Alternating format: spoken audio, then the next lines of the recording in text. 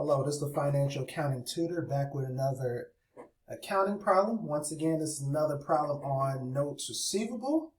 And so let's get started. Uniform Supply accepted a $4,800 90-day 10% note from Tracy Janitorial on October 17th.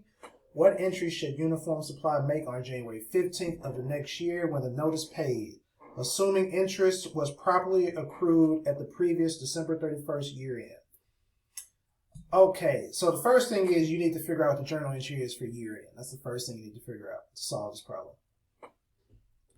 So remember, when calculating the interest, you don't start with the day that the loan was out. So you wouldn't start October 17th. You would start with October 18th. So how many days is it from October 18th to October 31st?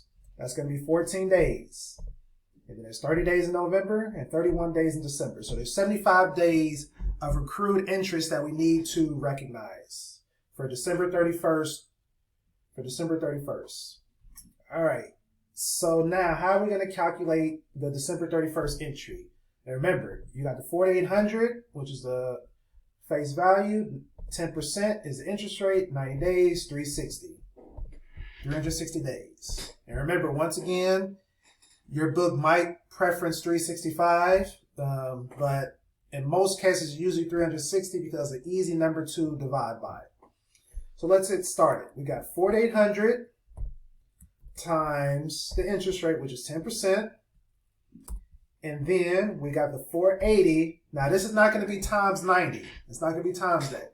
It's going to be times the number of days from October 18th to December 31st. So we need to times this by 75. And then we need to divide this number by 360 days. All right, so it's 100. So the journal entry on December 31st is going to be interest receivable and interest revenue. So this is both going to be 100.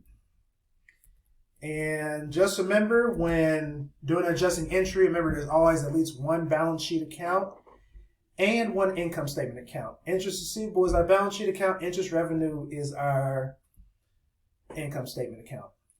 So now we can solve this problem now. So debit notes receivable 4,800, debit interest receivable 120, credit sales 4,920.